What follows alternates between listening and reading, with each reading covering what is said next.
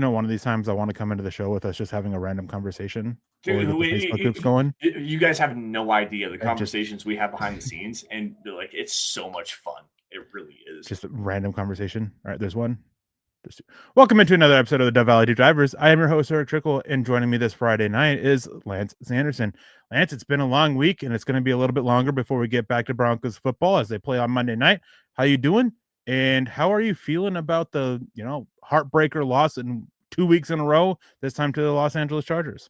All right, so I'm going to bring you guys a take that I'm not sure that people have really talked about. I'm doing good, first and foremost. I'm doing great. Unfortunately, the Broncos lost to the Chargers this last week. But I think that the overarching take that we need to really kind of break down here is you had 3 deep shot misses from Bo Nix, 2 to Marvin Mims, 1 to Cortland Sutton. If you hit one of those deep shots, specifically the flea flicker, which was, I broke that play down 15 different times and watched the offensive line play, watched Bo Nix's footwork, watched the ball placement. You hit that play alone, you win that game. You hit the second deep shot to Marvin Mims, you win that game by 10 plus. You hit the third deep shot to Cortland Sutton, you win that game blowing out a divisional opponent in their home stadium. Those need to be cleaned up. The biggest takeaway here is when you have an opportunity to make a play, you need to actually make a play. And Bo Nix needs to be better. He needs to be better with his footwork. He needs to be better with his accuracy. He needs to be better overall. That, to me, is the biggest takeaway of what we saw against the Los Angeles Chargers this last week. That game was so winnable in multiple different fashions, defensively as well. You get the great pass from Justin Herbert to Keenan Allen at the end of the game, the touchdown pass. Riley Moss was perfect in coverage. He missed that ball by like half an inch to deflect it. This team is so close to being a 3-0 team right now. The late game breakdowns are so inexcusable, and that right there, making the plays when you need to and being better at the end of games, will turn this team around dramatically, dude. So now that I've said that, how are you, Eric? It's good to be back with you, buddy. I'm doing good. I'm extremely tired. Surprise, surprise to absolutely no one who's tuned into the show before. But it's been a very long week. I've been Monday started with an early morning, followed by our car breaking down and it sitting at the shop for maybe 2 or 3 weeks, and me having to push our car so we can get it out of the middle of a roundabout. So it's been a long week. I've been burying myself in articles, and he mentioned Bo Nix. Well, I went and dug into some issues with Bo Nix, 3 issues predominantly that need to be fixed for this. It's up on Mile High Huddle. You guys should go check it out if you haven't done so already. And the whole point is that it's not time to bench Bo Nix. Bo Nix is struggling. He's been a bottom 10 quarterback this season. But if you can correct these 3 things, which need to be the focus for Davis Webb, Sean Payton, and Bo Nix to correct these 3 things, then you're going to start getting him back, and then you might be able to have that franchise quarterback in him. But if you don't correct these 3 things, they may linger too long. They may become ingrained in his play, and bad things happen. Too early to tell, though. That's the overarching point. Then today I had an article release as I dug into Riley Moss, because I've seen a lot of vitriol pouring out on Riley Moss. And you touched on something, though, that I talk about in the article. He had great coverage on that play. And you're right. He missed it by maybe a half an inch. Riley Moss is in the 8th percentile in arm length for corners. Yep. Arm length has always been a concern for him going back to coming out of college. And we've seen it, not just on that touchdown pass. He got targeted 11 times, allowed, I believe, 5 catches or 4 catches. I can't remember exactly which. And on like 2 or 3 of them, including that touchdown, the lack of length showed up against the Chargers. Against the Colts, there was 1 or 2 passes that he allowed where the lack of length showed up. He's got to figure out something to make up for that. But if you guys haven't done so, that one released today. Make sure you go to milehighhuddle.com and check it out, as well as, a film article where I slam Adam Troutman. I've slammed Alex Singleton this week.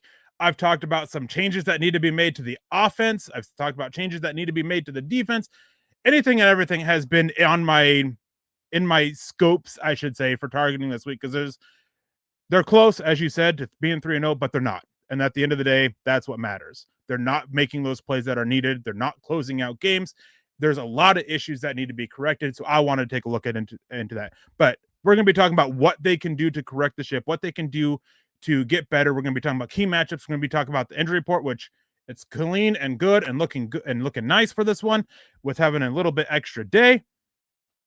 But before we get into that, we got to say hello to some people in the chat. We have David Papa Bear McElrath coming with a $2 super chat saying, good evening, Broncos country, hashtag 11-6.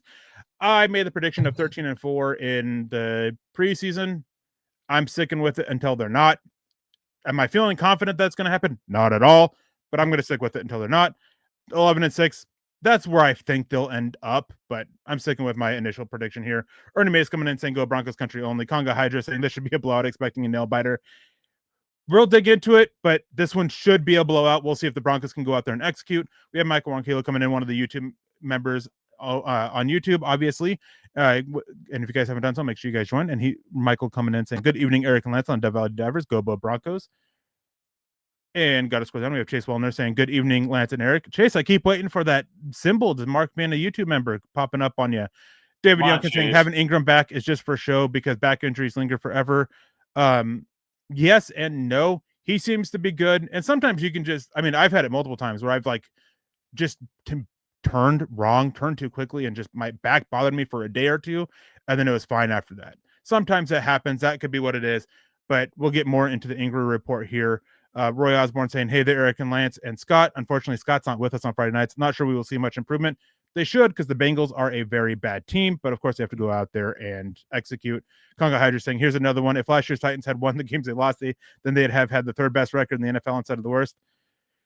Yeah, that's just the way it is. I mean, you can be close in games as Denver is, but the fact is they lost. They're 1-2 for a reason. They haven't been able to close out games. I understand that Lance was making a fair point, though, is that they're very close to being 3-0, but in the end, they're not. And that's all that matters right now. It doesn't matter how close you are. Being how close, it only matters in what? Horseshoes and hand grenades. That's the saying, right? Yeah. So they can be close all they want, but they got to figure out how to win those games. They got to figure out how to beat opponents who are doing good, having good seasons. They got to figure out how to close out games. Those are what take you from a good team to a great team. And the big thing here is, yeah, you allow the Chargers and the Colts to drive down the field and kick long field goals for game-winning field goals. The Broncos have not trailed. They have not had a team beating them in the fourth quarter all season long. Not the Titans, not the Colts, not the Chargers. The game was either tied or won at the very last snap when clock struck 0. It's not just the offense that needs to figure it out. And yes, the offense definitely needs to figure it out. Bo Nix needs to be a lot better. What is it? 7 drives against the Chargers went for 9 total yards. 9 total yards on 7 drives. You cannot allow that to happen. This offense needs to be dramatically better. But when it comes down to end-of-game scenarios, you need to have a great defensive stand, which you're not getting right now, whether it was against the Colts. And now you got a good defensive stand against the Colts. You got the bad penalty on the leverage and gave them a 45-yard field goal after they missed a 60-yarder. The Chargers game, you needed to make a play. You needed to get a stop. You needed to do something. And stop Justin Herbert and Keenan Allen from making that play in the end zone. Like you have to stop that big pass. Well, your offense needs to go out there and actually perform. It's not just there's a duality here. The dichotomy here is that this team as a whole needs to learn how to win games at the end of the game. They need to be better in 4-minute offense. They need to be better in 4-minute defense. They need to be better in the red zone, offensively specifically. They need to be better in the red zone specifically on defense. This team is so close, but they are so far away from what we thought it was coming into this season. We thought this roster was a top, 7 roster in the NFL. We thought Bo Nix was going to be a borderline top 10 quarterback. We thought Sean Payton was going to be a top 5 head coach. It doesn't appear to be that way right now. And that's the issue. That's why this team is losing games right now. It's bad coaching with I don't want to say play calling. I want to say personnel changes. I think the Sean Payton personnel changes are bad. I think that Bo Nix is not playing as well as he did last season within the pocket. He's not distributing the ball on time. He's missing the shots down the field that we saw last year against the Browns, against the Bengals. There's a lot of things that we saw last year that are just not translating to right now. And once those start to hit, I think this team can turn it around. And this week against the Bengals, I think that you can start to see a little bit of that. Yeah, I wrote in the offseason, one of the things that the last thing I wanted to hear was this team talking about Super Bowl expectations or rising up to match the hype that was going around them. And the reason why is because this team last year, they tried to play that underdog narrative, right? And it just kind of fell short a little bit. Maybe this year they need to try to play that underdog narrative, view themselves as underdogs. And while we're speaking of underdogs, Lance. Yeah, guys, football is back, and Underdog is the best place to make picks and win money all season long. Playing on Underdog is easy. Just pick whether your favorite players will go higher or lower on stats like touchdowns, receiving yards, interceptions, much, much more, guys. You can get it all there at Underdog. That's right. Get your picks right, and you can win up to 5,000 times your cash. You can play with as little as $1. So if you think you've got to beat on what Bo Nix in passing yards, or RJ Harvey in rushing yards, or Evan Ingram in receiving yards, whatever player stats are going to be like in week 2, download Underdog and win some money. Yeah, guys, everybody's having so much fun on playing on Underdog and winning money while watching football. That's a touchdown, guys. Download the app today and sign up with promo code MHuddle to score $50 in bonus funds when you play your first $5. Again, that's promo code MHuddle. Millions of fans have already won billions making picks on Underdog. You guys could be next. Underdog. Make picks and win money. Be 18 plus, 19 plus in Alabama and Nebraska, 19 plus in Colorado for some games, 21 plus in Arizona, Massachusetts, and Virginia, and present in a state where Underdog Fantasy operates. Terms apply. See assets.underdogfantasy.com/web/play and get terms _DFS_.html for details. Offer not valid in Maryland, Michigan, New Jersey, Ohio, and Pennsylvania.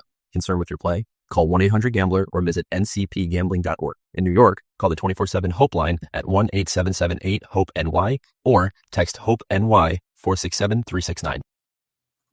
And thank you, Underdog, for that.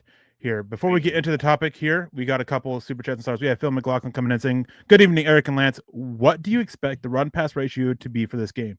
What I expect is something around 55, probably 60-40, I think, for pass to run. It should be the opposite, though. It should be 60-40 run to pass because of this. This Bengals, they are a bad team, but they do have some talent and have done decently well in coverage. And with Bo Nix having been a bottom 10 quarterback so far this year, I think it's time to pull the reins a little bit. Obviously, you don't want to do it too much to where he thinks you don't trust him, but really get that run game going because the next week you're going to need that run game against the Philadelphia Eagles. You want to figure it out. Now's a good time, and then use the pass off of the run to make sure you win this game. I don't disagree with you. I think that this Broncos team needs to really focus in on the running game, especially against this Cincinnati Bengals defensive line, who does not look very good. I mean, you're getting displacement all over the front of this defensive line right now. The Minnesota Vikings last week were able to create a lot of running lanes. They were able to create a lot of displacement, pushing guys down the field. You need to focus on this running game and absolutely focus on duo and inside zone, where the Bengals are atrocious. They move well laterally, but they don't deal well with double teams up front. My question here is, Eric, and I'm going to bring this back to you. How much do you think it's a focus on the running game and focus on what this team needs to do from Sean Payton as compared to proving himself right that Bo Nix is the guy? I don't think that's the issue because when you look back at the Titans game on that first drive alone, it looked like, obviously it's hard to say as there were changes at the line, the way they lined up and the way they made adjustments, it looked like he wanted to call a few more runs and Bo Nix was audibling out of them. Can't say for sure. So I don't think it's necessary that he's trying to prove himself right. I think there's been a lot more runs called than we've seen, and Bo Nix has changed it. And I'm not trying to blame Bo Nix for it. He's obviously seeing something that's leading to an adjustment on the play. but that's also maybe an area where you kind of want to rein them in a little bit. And I've talked about that before. But we have David Schlosser coming in saying, good evening, gents and Broncos country. And also everyone, make sure you leave a like. And we have Cody W with the $10 super chat saying, I haven't looked up the stats for this yet, but they say Sean is the least winning head coach in September and the most winning after that. Do you chalk this up as Sean playing around to see what works? No, but I do have some of those splits, but I have it for September and October here. Mm-hmm. So Sean Payton was asked today about his September 1st, October splits. This is from Parker Gabriel. In September, he is 30 including 3-7 with the Broncos. In October, he's 50-17, 6-3 in Denver. And Payton said in response to that, I've seen those numbers. This can be an early October game if we want it to be right. Yeah, and it's one of those things where there's definitely issues with Payton starting the season. I don't know if it's necessarily him playing around to see what works. I think it's just him consistently struggling to find some kind of identity for the team. And I mean, there was issues with that going back to the New Orleans Saints as well with Drew Brees. They started off season slow because they wanted to be something that they weren't and all that. And so maybe you can kind of write that off as him playing around to see what works. But this year, what we're seeing that be with specifically is the wide zone. I want to be clear here, not outside zone, wide zone specifically, that they've added to the offense that they're still calling 5 to 10 times a game. That's not working whatsoever. And it's starting with the offensive line because the offensive line isn't accustomed to it. They're not built to run that stuff. And you have inside zone that you can run outside zone off of that Denver excelled at last year. Yep. And we're not seeing that as much so far. So I think it's him just let me rephrase that. It is him playing around too much. It's him trying to do something new that they didn't do that's unnecessary instead of sticking with what works. I wouldn't necessarily myself call that playing around, but I can see where that would be considered playing around. I think it goes back even to the Russell Wilson years a couple of years ago. How many times did you watch this offense change offensive personnel? Like every single play, it seems like you're running on another tight end or you're running off a wide receiver. You're running in another running back. You're running off another wide receiver. You're setting up your quarterback for failure in this aspect. What you're doing is you've now erased essentially 10 seconds off your play clock while you're getting new personnel on the field and lining up these new formations. And this was a big issue, especially last year, especially in the Pittsburgh Steelers game, where every single play, you're just rotating every single personnel formation you can get. You're lining up in exotic formations and not just sticking to what you do well. And that's the big thing right now. I think that's another issue that's happening again this year. The Broncos right now are one of the worst teams in pre-snap motion. 12.5% of their offensive snaps, they have a player in pre-snap motion. It's the worst by over 4% of any other team. They do not utilize pre-snap motion because they don't have time to. Pre-snap motion, Eric, is one of the greatest things that you can do for your quarterback to help identify coverage, to help identify where the ball's supposed to go. If you're getting to the line of scrimmage with 12 seconds to snap the ball, you have no idea where the ball's supposed to go. There's very little room for adjustment. Getting out of the offensive huddle, getting to the line of scrimmage, keeping your offensive personnel the same as what it was, remaining some static, getting a little bit more tempo can definitely help this offense right now. It could help the offensive line. It could help Bo Nix in terms of identifying where to go with the football after the snaps, after it receives a snap. That to me right now, this offense is clunky, and it has more to do with Sean Payton and his operation than it does to do with Bo Nix and the players on the field, because it's difficult to get lined up and get going when you are behind the play clock.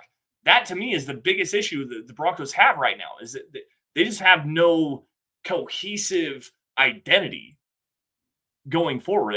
Going forward, what you need to do is erase that. You need to keep your personnel static. You need to operate with pre-snap motion. You need to focus on the running game. Focus on identifying targets with your offensive line. Focusing on building this running game moving forward. Building the plays that they're the set them up, knock them down. Like, so with Kyle Shanahan, for example, Kyle Shanahan runs a crap load of outside zone.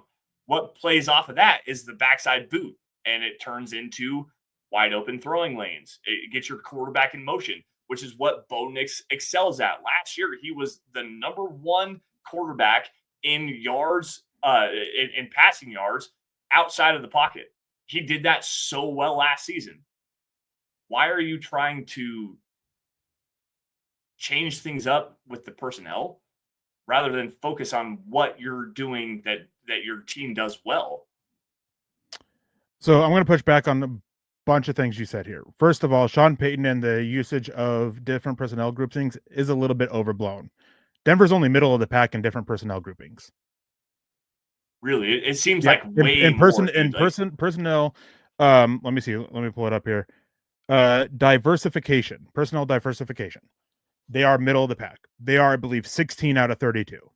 It seems like way more than that. The issue is, what that is saying is they're not using a bunch of different personnel groupings. They're just constantly changing what personnel groupings they're using. Yeah, it's not a thing of they're not running 3 or 4 plays with the same personnel grouping. It's 1 or 2 plays and they're changing it. That is an issue. I agree with that. When you find a personnel grouping that is working, you don't need to come off of it. You can run a few more plays for it. Yeah. I'm not going to sit here and put a lot of blame on Sean Payton, though, because I think Sean Payton absolutely did a masterclass of play calling against the Chargers. Oh, yeah. He absolutely took calling plays to absolutely take advantage of the Chargers' aggressive off coverage that they run.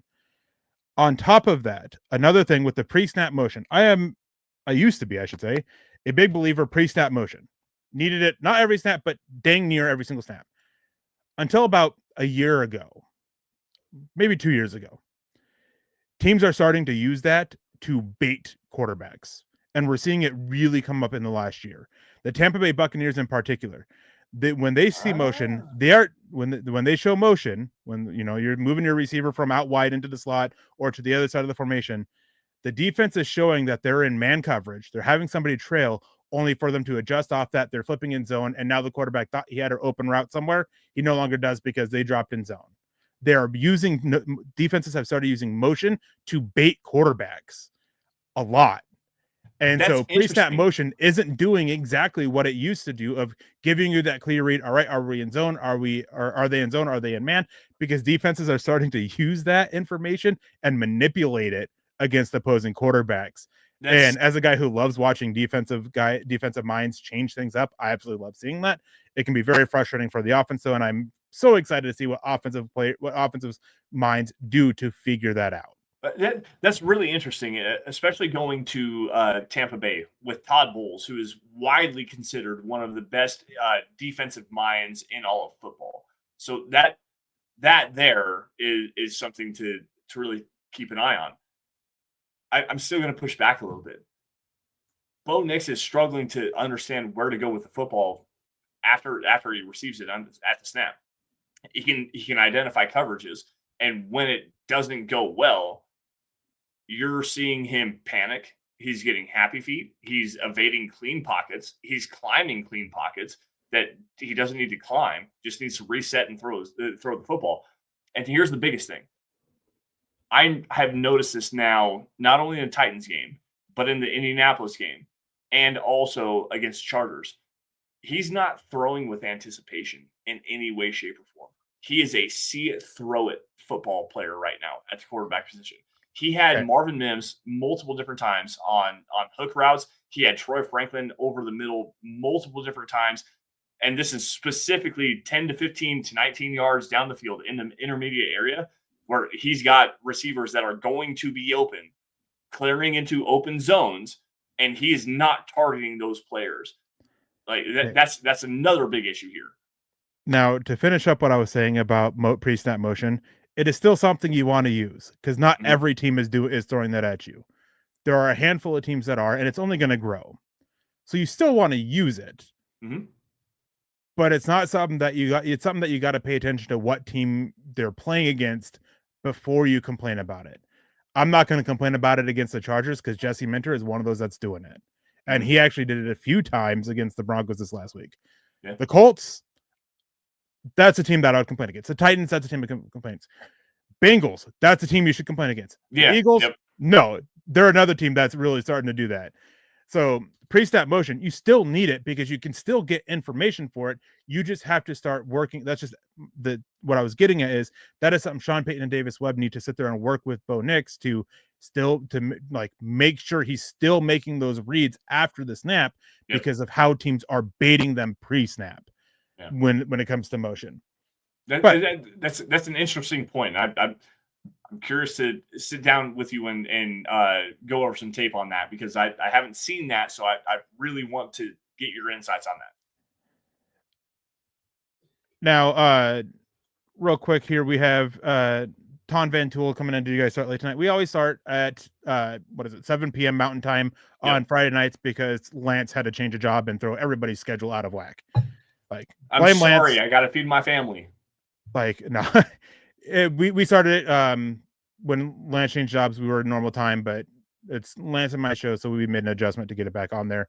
And then we have Cody W coming in before we get into this Bengals game with a $5 super chat. Sounds like when Sean has time to think, he overdoes it because we just watched Denver do a 2-minute drill the second quarter versus the Chargers, and it looked good. Yes and no. I think the biggest issue is that that Sean Payton is a little bit limited in what he can call. And part of this is Bo Nix not trying to put it all on his feet or on his plate. It's not all Bo Nix's fault. But Bo Nix is really struggling with the drop back passing game, which is something that I highlight in my 3 things that Bo Nix needs to fix. And his play under pressure is another issue that needs to be fixed. His footwork is the last issue that I talk about that really needs to be fixed. So when you're limited, it kind of changes what you're doing. And when you get to that 2-minute drill, Sean Payton is a guy who typically has it planned out what he wants to call on his 2-minute drills. So I guess to an extent, he's not overthinking it. He's calling what he plans on, but it's because he's calling it because of what the offense is doing. And in between that period, he's still trying to push a little bit more out of his players. He's trying to get that run game going where the offense is struggling, where Quinn Miners is having the worst start of the season to his career that he's ever had, where Luke Wattenberg has been an issue. Mike McGlinchey is struggling. It's not ideal that Ben Powers and Garrett Bowles are your 2 best offensive linemen, and it's not even close between the 2. Garrett Bowles is far and away the best, and Ben Powers is far and away the second best. It's a huge drop-off after that between the other 3. And I know there's still a lot of people out there that want to hate Ben Powers, and he's not perfect by any means. There are still issues with him, but he has been the second best offensive lineman. Can I tag on really fast on Ben Powers? A player that everyone thought was not going to be able to excel in the outside zone. This guy has actually done pretty well in outside zone and also is working incredibly well as a pulling blocker. The dude has more mobility than you think that he does. He's not just a bully in a phone booth. Ben Powers this season, like Eric said, he's been the second best offensive lineman for this offensive line. He has been absolutely tremendous. Like, I joked earlier, you got to extend the guy. Well, maybe don't extend him, but he needs his flowers. He's been playing absolutely fantastic the first 3 games of the season. Yeah. And Todd Ossendorf saying it seems like McLaughlin has fallen out of favor. Seems to be getting more Beatty than McLaughlin right now. There's a reason for this. And Lombardi and Payton have both talked on it. Prior to the Colts game, they're going to be rotating that running back 3 based on matchups. Mm-hmm. This is a game where it wouldn't surprise me if McLaughlin is the guy, just because of what they bring and the desire to get more of the run game going. Beatty is a guy in there that right now, or Bidet, sorry, is a guy in there right now more so for passing situations. And that's what they needed because the Chargers, they throw a lot of different exotic blitz looks at you. So they kept him for pass protections on 3rd down because he's that primary 3rd down back right now, which Dobbins can do. And they've been using Dobbins as that 1st and 2nd down runner. And then, so when it gets to a situation with how RJ Harvey has been playing, I think that we might start seeing McLaughlin a little bit more and using Dobbins still in the same way, as well as using him a little bit more on 3rd down, just to try to get that run game going more. So that is something that's just where I seem to think that is. But we're here to talk about the Bengals game on Monday night. And real quick, injury report. I haven't seen the Bengals. But Broncos, everybody's a participant. Everybody's full, fortunately. So we're all good in the injury department for now. And no concerns there at the moment. But before we get in, we have William James Baker coming in saying, "Morning, guys. Let me call him, guys. My biggest question going into the Bengals game. What's the one trade you would do that realistic to improve this team going forward? I think center and inside linebacker. Give me a gosh darn block and tight end.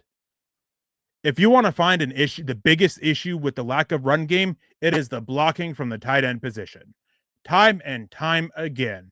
Can I Not go that the off for a offensive line has second? been great, but the tight ends have been awful with blocking and have been for a while. And shame on Sean Payton for playing favorites with Adam Troutman and not getting an upgrade of a blocker over him. Yeah. Can I go off for a second here? Adam Troutman was easily the worst offensive player for the Broncos against the Chargers, and it's not even close. He missed multiple different blocks, ran into different assignments. Like, he missed so many different assignments. It almost looks like he has no idea what this offense looks like and what it's supposed to be. He's making Julius Thomas look like a fantastic blocker. Dude, it's horrifyingly bad. Horrifyingly bad. When you allow a linebacker to cross your face without even making contact and then spin around and look at him and like put your hands up like I didn't touch him, it's because you didn't touch him. God, he's been so terrible. Yeah. Lucas Kroll has not been good either. Lucas Kroll has not been good. Lucas Kroll's not a blocker. He's a receiving tight end. The reason why he saw more snaps at tight end than the other guys against the Chargers is because Evan Ingram was out. He stepped in as that slot tight end. Yeah, well, and Nate Adkins coming in here as a primarily blocker, a guy that can play the H-back, he was just as bad as Troutman. No, he wasn't. Dude, he was bad. He wasn't. Really bad. No, he wasn't.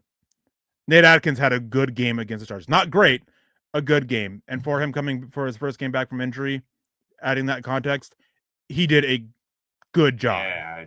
Wasn't great. He's not a liability. He's not sitting there getting beat off the snap, then getting called for holding and still allowing his defender to make the tackle. Facts. That's a fact. Adkins was average. I think would be the fair way to put it against the Chargers. There were too many times where he ducked his head into cover into his blocks and he lunges into contact, which is an issue with it, but he lunges into his blocks and still does something. At least Adam Troutman keeps his head up and still ends up getting called for holding and still allowing his defender to make the tackle all in the same play.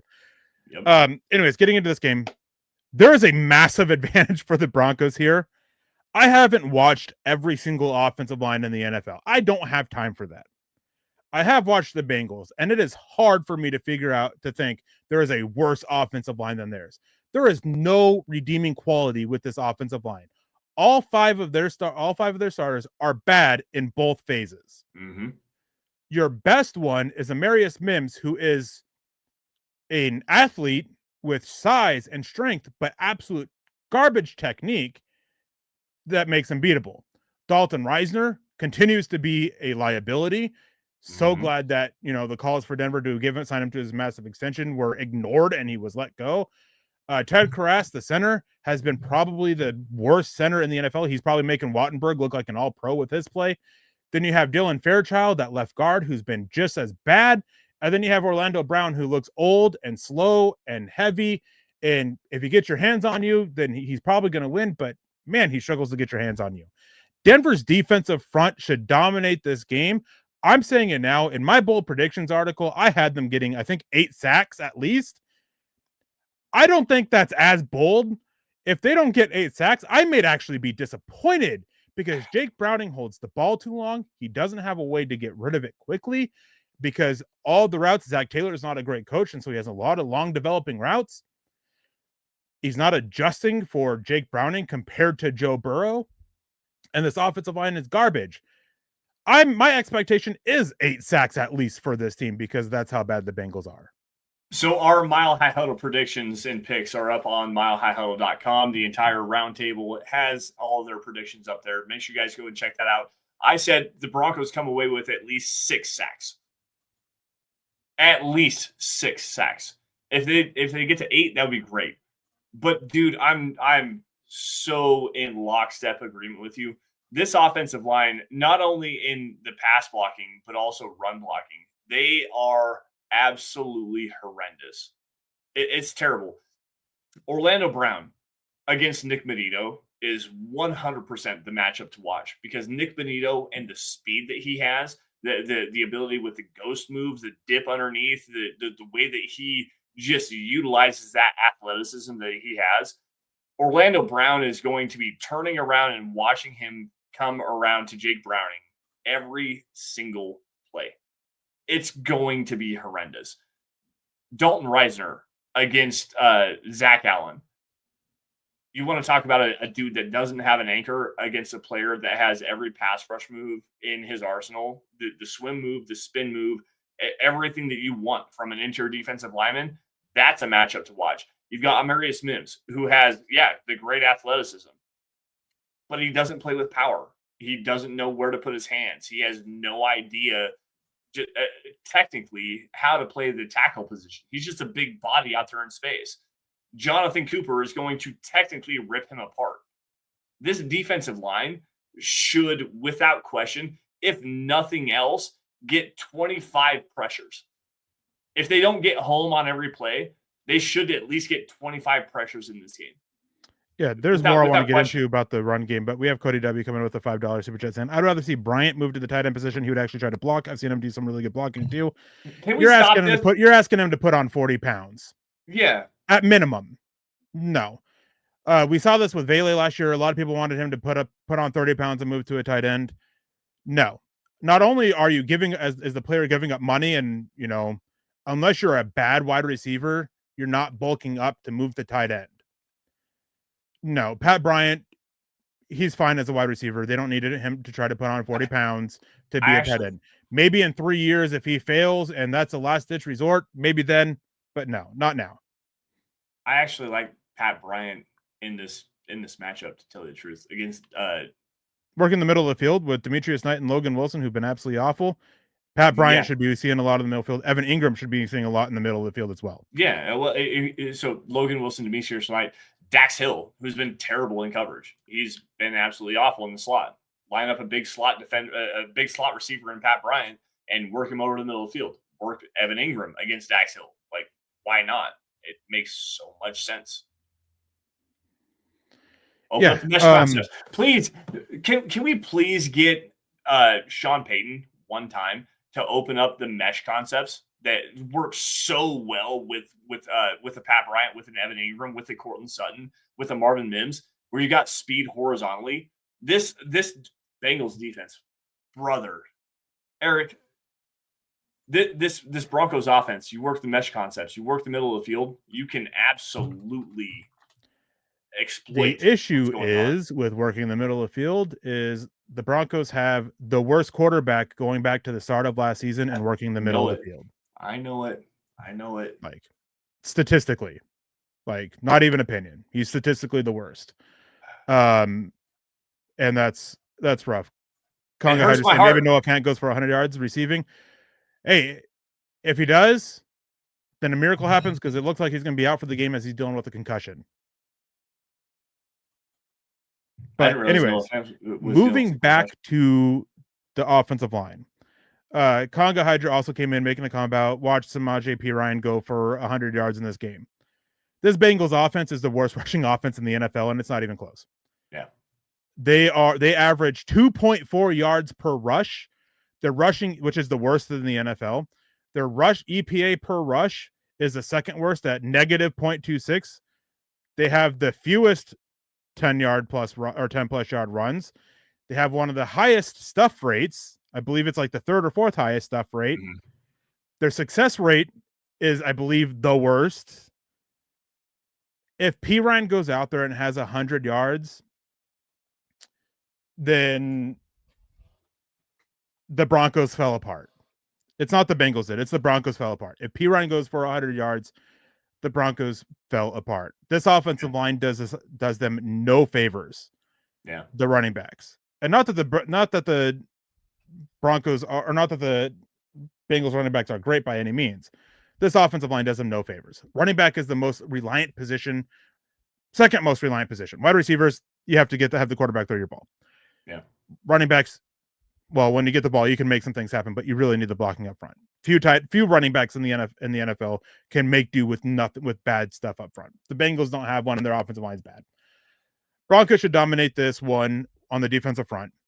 Now, switching over and focusing on the trenches, this is a good game for the Broncos offensive line to get things right. And I'm focusing on the trenches because the Broncos offensive line could do nothing against the Chargers defensive front, and they weren't a very good front, and they could really struggled against it. And how much of an advantage the Broncos defense has. So instead of individual matchups, we're focusing on the trenches in this one. So this is a good get right game for them. There is enough of an advantage for the Broncos that they should be able to start getting back on track, but it's still a test to where if the Broncos offensive line struggles, it's not going to be a complete surprise. Well, going back and watching that game against the Minnesota Vikings for the Bengals here, TJ Slayton Jr., BJ Hill, and even Trey Henderson, the Vikings offensive line, they created so much displacement. There were guys 3, 4, 5 yards downfield in the running game. It was so easy for the Vikings to create just open running lanes. And they were running duo. They were running inside zone. They really weren't working any kind of outside zone with Kevin Stefanski's outside zone, like the Kyle Shanahan coaching tree system that they typically work with.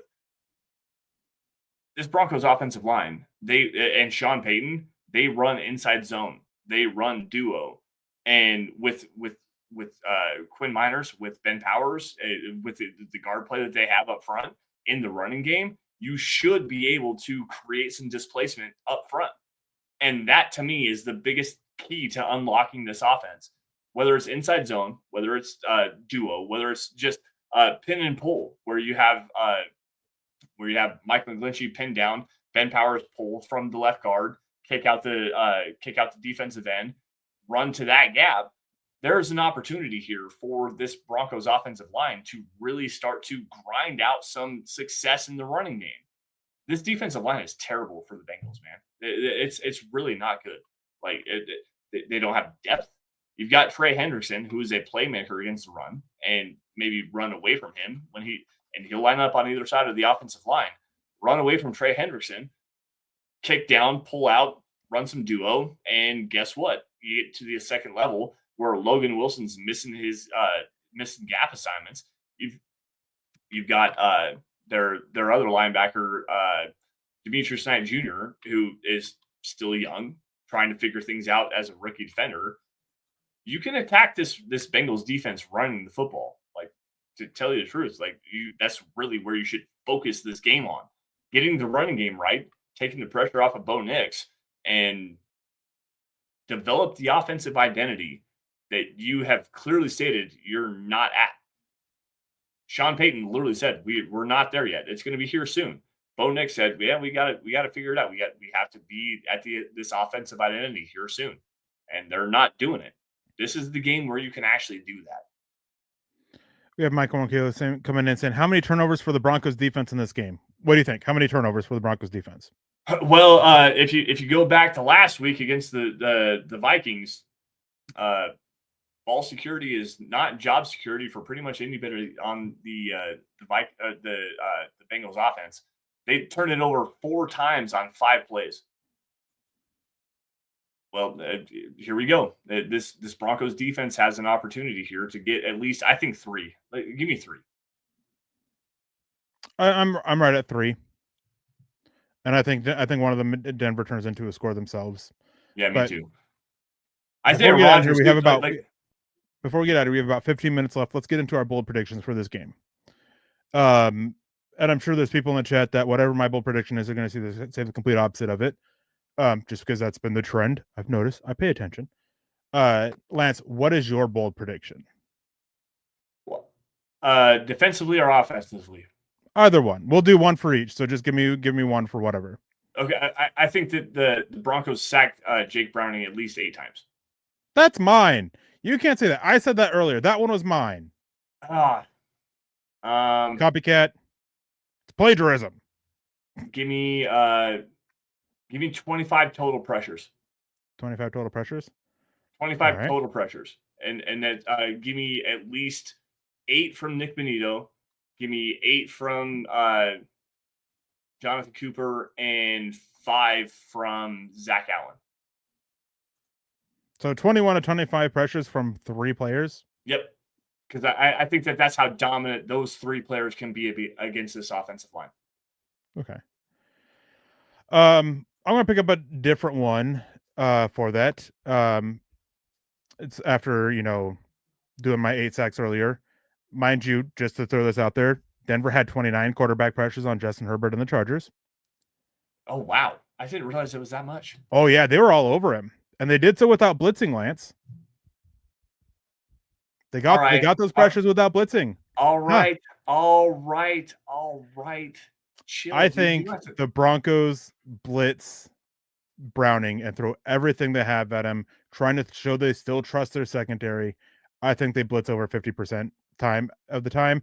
I wouldn't be surprised if we see it be near a what was it? The I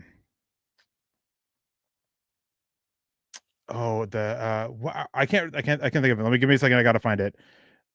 I wouldn't be surprised if it's near the 68% that they threw at the Colts. So I'm saying at least 50%, but I would not be surprised if it's 65 plus.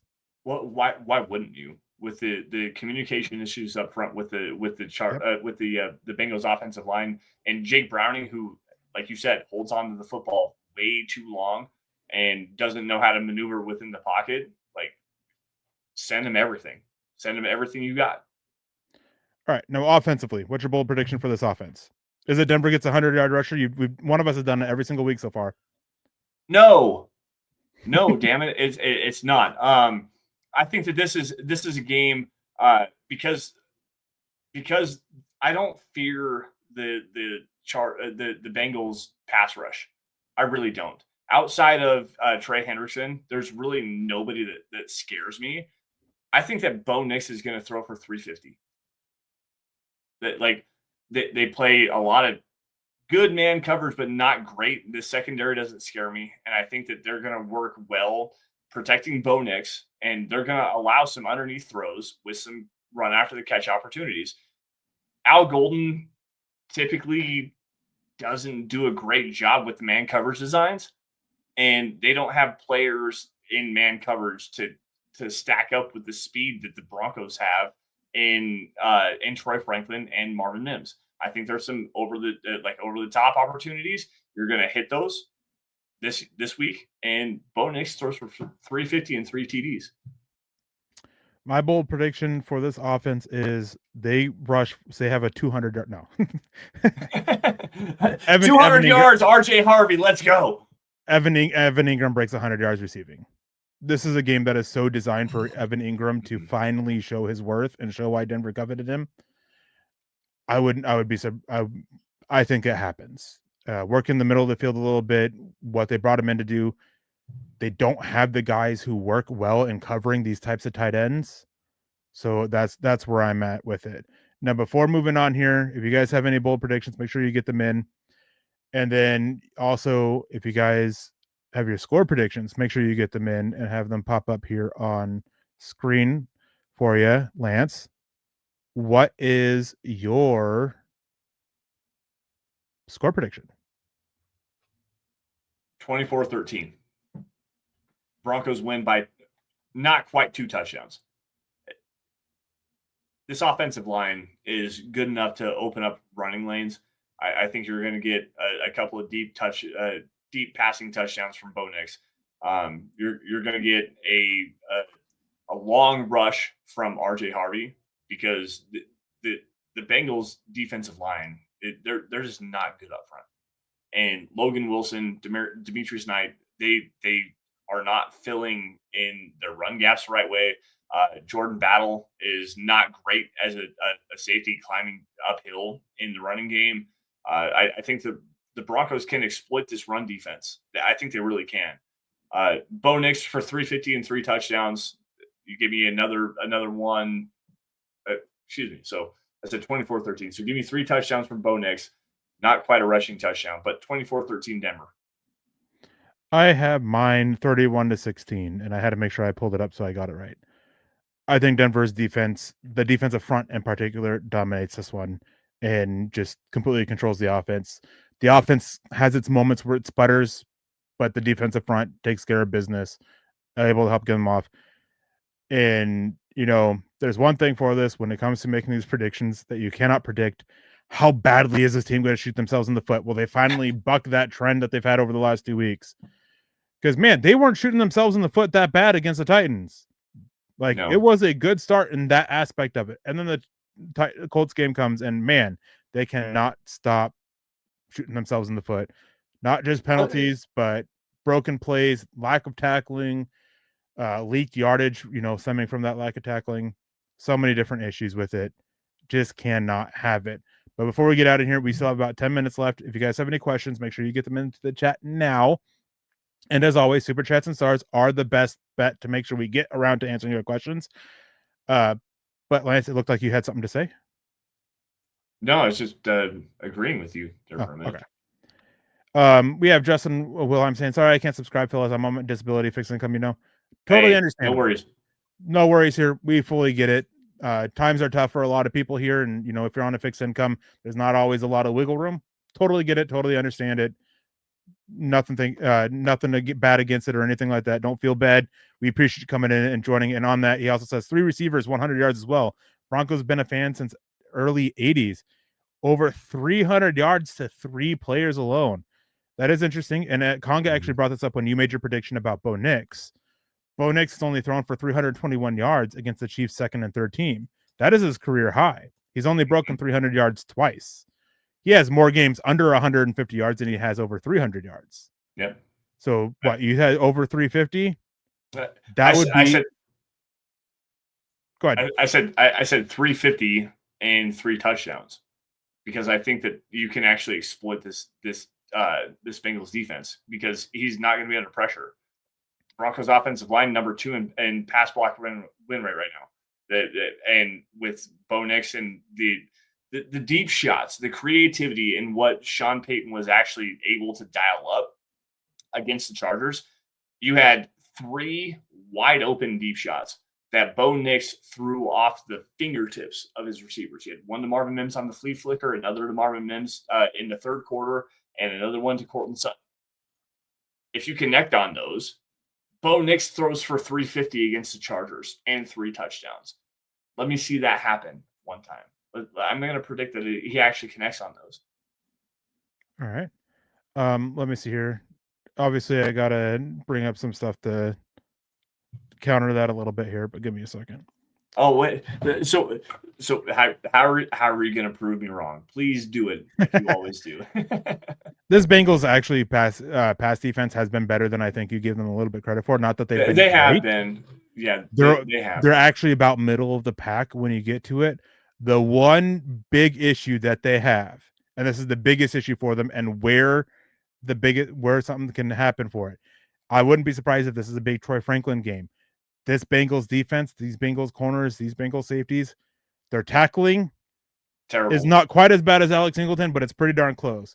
I believe they have allowed the most yards after the catch. Sorry, second most yards after the catch. Looked at the number wrong. Only behind the Seattle Seahawks. But there's analytics out there that's over expected. I absolutely love these stats because it is taking a look at it about, should they make the catch or not? Is it expected catch? Are they expected yards after the catch? Are they expected rush yards after contact? Things like that. Teams are picking up 132 yards after the catch more than expected. Yeah. So 446 yards after the catch, or 466 yards after the catch allowed by the Bengals, right? And of that, 334 of that have been what's expected. Mm-hmm. So